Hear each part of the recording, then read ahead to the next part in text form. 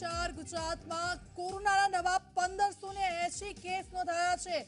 તો આજનો જે આંકડો છેલ્લા 24 કલાકમાં 7 લોકોના મૃત્યુ થયા છે કોરોનાથી। કોરોનાનો આંકડો દિવસે ને દિવસે વધી રહ્યો છે। સુરતમાં 510 આજના નવા કેસ કોરોનાના। અમદાવાદમાં કોરોનાના નવા 451 કેસ નોંધાયા છે। ધીરે ધીરે આ આંકડો જે વધી રહ્યો છે। 1500 થી ઉપરના કેસ અમદાવાદમાં। સુરત અને અમદાવાદમાં કોરોના વિસ્ફોટ। કોરોનાથી મૃત્યુના આંકડામાં પણ વધારો થઈ રહ્યો છે। 1580 નવા કેસ છેલ્લા 24 કલાકમાં 7 લોકોના કોરોનાથી મૃત્યુ થયા છે। વડોદરામાં આંકડો 132 નવા કેસ વડોદરાના। રાજકોટમાં 130 નવા કેસ। ધીરે ધીરે આ કેસો વધી રહ્યા છે। કોરોના વિસ્ફોટ અમદાવાદ, સુરત, વડોદરા કે જ્યાં સતત કેસોની સંખ્યા ઉપર જઈ રહી છે। રાજકોટમાં પણ આજના 130 નવા કેસ આવ્યા છે। છેલ્લા 24 કલાકમાં 7 લોકોના મોત નીપજ્યા છે। હિતલ પારેખ અમારી સાથે જોડાઈ ગયા છે। હિતલ, ગુજરાતમાં સતત કેસો વધી રહ્યા છે અને આજનો જે આંકડો 1580 નો। જી ચોક્કસ એવું કહી શકાય કે કોરોનાના દર્દીઓનો જે છેલ્લા એક સપ્તાહથી જે પ્રકારે વધવાનો રેશિયો હતો એમાં ક્યાંક ને ક્યાંક ધીમો આવ્યું છે। આજે 1580 કેસ આવ્યા છે પણ મૃત્યુ આંક વધ્યો છે। મૃત્યુ આંક 7 પર પહોંચ્યો છે ને એમાં પણ ખાસ કરીને જોવા જઈએ તો અમદાવાદમાં 3 મૃત્યુ નોંધાયા છે, જ્યારે સુરતમાં 2 અને વડોદરા અને ગાંધીનગરમાં એક મૃત્યુ નોંધાયું છે। પણ સૌથી વધારે ચિંતાજનક એવું કહી શકાય કે રાજ્યમાં સુરતમાં સીધી રીતે જોવા જઈએ તો 510 કેસ ટોટલ નોંધાયા છે। સુરત મહાનગરપાલિકા વિસ્તારમાં 405 છે, જ્યારે સુરત ગ્રામ્ય વિસ્તારમાં 105 કેસ નોંધાયા છે। એને જ્યારે અમદાવાદની વાત કરીએ તો અમદાવાદમાં કોરોનાનો વિસ્ફોટ થયો છે। અમદાવાદ મહાનગરપાલિકા વિસ્તારમાં 443 કેસ સીધી રીતે સામે આવ્યા છે। એટલે ક્યાંક ને ક્યાંક જોવા જઈએ તો જે પ્રકારના કેસો છે એ કેસો હવે ધીરે ધીરે ગ્રામ્ય વિસ્તારોમાં પણ વધી રહ્યા છે અને મહાનગરપાલિકામાં વિસ્ફોટ થઈ રહ્યો છે। જે મહાનગરપાલિકા મહત્વની 4 મહાનગરપાલિકા છે એ 4 મહાનગરપાલિકામાં 3 આંકડામાં 3 ડિજિટમાં કેસો પહોંચી ચૂક્યા છે। જી બિલકુલ આભાર હિતલ, આપની પાસેથી અપડેટ્સ લેતા રહીશું। તો આજનો જે આંકડો વડોદરામાં 132 કેસ, સુરતના, રાજકોટના અને ગ્રામ્ય વિસ્તાર સુધી આ કોરોના પગ પેસારો કર્યો છે ને જે રીતે કેસો સામે આવી રહ્યા છે, માત્ર ને માત્ર જે ઉપાય છે માસ્ક પહેરો, સેનિટાઈઝર અને સોશિયલ ડિસ્ટન્સ જાળવી રાખો, કારણ કે સતત કેસો વધી રહ્યા છે। સુરત અને અમદાવાદમાં કોરોનાના દર્દીઓની સંખ્યા વધી।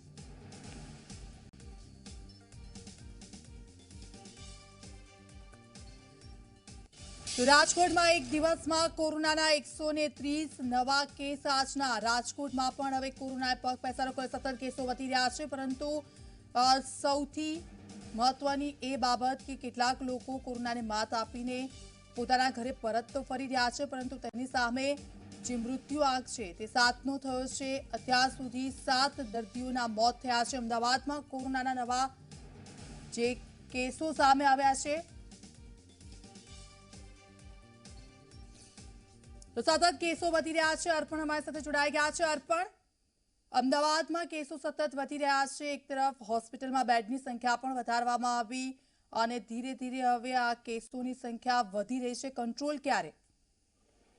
દીક્ષિતા, જે પ્રમાણેના આંકડા સામે આવી રહ્યા છે તેના પરથી તો હાલ લાગી રહ્યું છે કે કોરોનાનો કોઈ અંત જ નથી, કારણ કે સતત 400 ઉપર આંકડો આજે સતત બીજા દિવસે છે। ગઈકાલે પણ આપણે જોયું કે 401 નો જે કોરોનાનો આંકડો છે ફક્ત અમદાવાદ શહેરમાં નોંધાયો હતો। એટલે ગયા વર્ષે કે જ્યારે કોરોનાની શરૂઆત થઈ હતી એપ્રિલ મે મહિનામાં અત્યંત ભારે ગંભીર પરિસ્થિતિ હતી, તેવા સમયે પણ આટલા કેસ તો અમદાવાદમાં નહોતા નોંધાયા। ત્યારે હાલમાં જે પ્રમાણેના કેસનો આંકડો સામે આવી રહ્યો છે ખૂબ જ ચિંતાજનક છે। તેના પરથી આપણે અંદાજ લગાવી શકીએ છીએ કે શહેરમાં પરિસ્થિતિ કેટલી ગંભીર છે। તંત્ર તો પ્રયત્ન કરી જ રહ્યું છે, પરંતુ લોકો છે કે હજી પણ બેદરકાર રહીને ફરે છે અને તેનું પરિણામ છે કે આંકડા સતત વધી રહ્યા છે।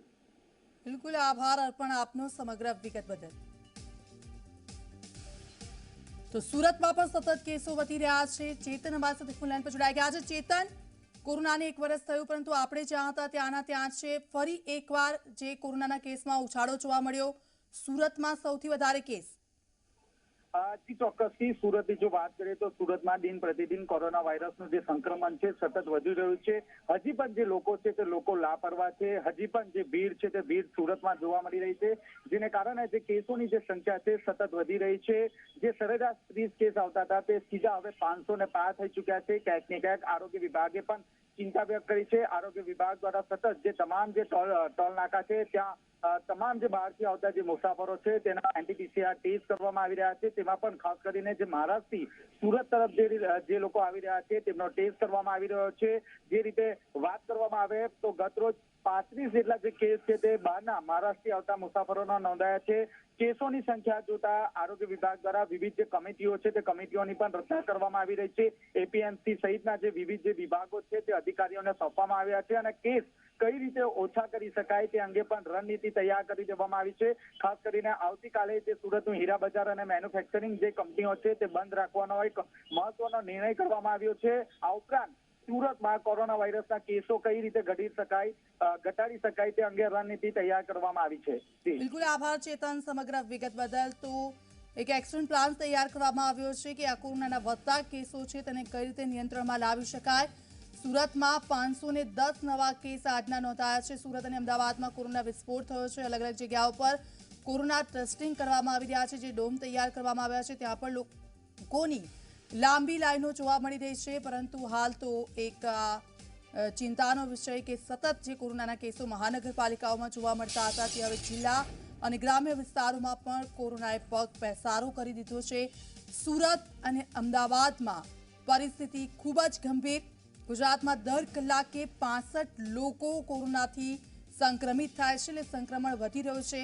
સીએમએ પણ આ પહેલા કહ્યું છે કે કામ વિના લોકોએ બહાર નીકળવાનું ટાળવું જોઈએ. તેમણે એવું પણ કહ્યું છે કે લોકડાઉન નથી લાગવાનું, પરંતુ એનો મતલબ એ નહીં કે લોકડાઉન નહીં લાગુ થાય એટલે આપણે બિંદાસપણે ફરતા રહીએ, પરંતુ સોશિયલ ડિસ્ટન્સ માસ્ક રાખવું ખૂબ જ જરૂરી. કોરોનાથી મૃત્યુના આંકડામાં સતત વધારો થઈ રહ્યો છે. તો સુરત અને અમદાવાદમાં કોરોનાના એક દિવસમાં જે અધધ કેસો સામે આવી રહ્યા છે. વડોદરામાં પણ એ પરિસ્થિતિ 132 નવા કેસ જે નોંધાયા છે. રાજકોટમાં 130 આજના જે નવા કેસો સામે આવ્યા છે. સતત ટેસ્ટિંગની કામગીરી હાથ ધરવામાં આવી રહી છે. સાથે સાથે લોકો સુધી વેક્સિન પણ પહોંચાડવામાં આવી રહ્યું છે. વેક્સિનેશનનું કાર્ય પણ ખૂબ જ ઝડપથી કરવામાં આવી રહ્યું છે. પરંતુ આ બધાની વચ્ચે લોકોએ જે નિયમો બનાવ્યા છે તે નિયમોનું પાલન કરવું એટલું જ જરૂરી. બિલકુલ તમારી જે બેદરકારી છે એ તમને કોરોના થવા માટે નોતરી શકે છે. તો સીએમ રૂપાણીએ લોકોને માસ્ક પહેરવા માટેની અપીલ કરી છે. એક વર્ષનો જે સમયગાળો આપણે જોયો છે, જે અનુભવ આપણે લીધો છે તેમાંથી આપણે કંઈક શીખવાનું છે. જનતાને ખાસ અપીલ કરી છે કે એક વર્ષ સુધી તમે લોકોએ જે સાથ સહકાર આપ્યો છે, ફરી એકવાર જે કોરોનાના કેસો બેકાબૂ બન્યા છે તેને નિયંત્રણમાં લાવવા માટે લોકડાઉન નથી લગાવવાનું, પરંતુ નીતિ નિયમોનું પાલન કરવું એટલું જ જરૂરી.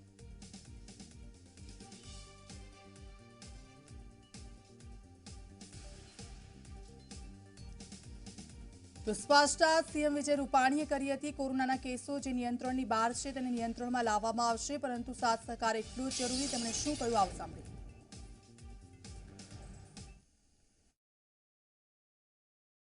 જ્યારે ફરીથી કેસોની સંખ્યામાં વધારો થાય છે ત્યારે હું આપણી પાસેથી એ જ સાવચેતી, સલામતી, સહકાર અને થોડીક જેને કહીએ કે સરકાર જે પગલાં રહી છે એમાં આપના સહકારની અપેક્ષા રાખું છું. એક બાજુ રાજ્યમાં ટેસ્ટિંગ વધારી દેવાયું છે, હોસ્પિટલમાં બેડો પણ વધારી દીધા છે, બધી દવાઓ ઉપલબ્ધ કરી દીધી છે. બીજી બાજુ વેક્સિનેશનનું કામ પણ ઝડપથી ચલાવી રહ્યા છે. હું મુખ્યમંત્રી તરીકે આપ સૌને ખાતરી આપું છું કે હવે કોઈ નવું લોકડાઉન થવાનું નથી. કોઈના ધંધા રોજગારને તકલીફ ન પડે એનું અમે ધ્યાન રાખવાના છીએ. થોડા નિયંત્રણો સાથે રાબેતા મુજબ જ ચાલવું છે. કોઈ પણ પ્રકારની અફવાઓ પર વિશ્વાસ કરવાનો નથી. ગભરાવાની પણ જરૂર નથી. જરૂર છે થોડીક ધૈર્યની. લોકોને હેરાન ન થવું પડે, લોકોના ધંધા રોજગાર ઉપર અસર ન પડે એની ચિંતા કરતા આવ્યા છીએ ને હજી પણ કરીશું. આપણે અગાઉ આવા નિયંત્રણો લગાવવા પડ્યા હતા. એ વખતે પૂરી જનતાએ ગુજરાતમાં સહકાર પણ પ્રેમથી આપ્યો છે અને એટલે જ આપણે સફળ થયા છીએ ભૂતકાળમાં.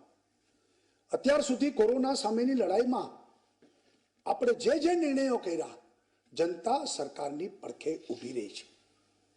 ગુજરાત સરકારે તો ખાલી વ્યવસ્થા કરી છે, પણ જનતાએ પૂરો સહકાર આપીને, સાવચેતી રાખીને આ લડાઈમાં આપણે સૌ સફળતાપૂર્વક લડ્યા છીએ. આપણા આ પ્રયાસોની પ્રશંસા સુપ્રીમ કોર્ટ, WHO, IIM અનેક સંસ્થાઓએ પણ કરી છે. રાજ્ય સરકાર ગંભીરતાથી પ્રયાસો કરી રહી છે. કેસોને ઘટાડવા, આવેલા કેસોને ઝડપથી ટ્રીટમેન્ટ કરવી, રિકવર થઈને પાછા જાય, આ કરતા જ આવ્યા છીએ, હજી ગંભીરતાથી કરી રહ્યા છે. સંક્રમણને આપણે ફેલાતું અટકાવવું પડે, એના ભાગરૂપે સરકારે થોડાક પગલાં લીધા છે. જેમ કે મહાનગરોમાં, શાળા કોલેજોમાં ઓફલાઈન શિક્ષણ બંધ કર્યું, ઓનલાઈન શિક્ષણ ચાલુ જ છે. મહાનગરોમાં આપણે રાત્રિ કર્ફ્યુનો સમય વધાર્યો, હોટલ રેસ્ટોરન્ટ ઉપર થોડાક અંકુશ લાવ્યા. હું સમજુ છું કે આપણા રોજિંદા જીવનમાં અગવડતા પડશે,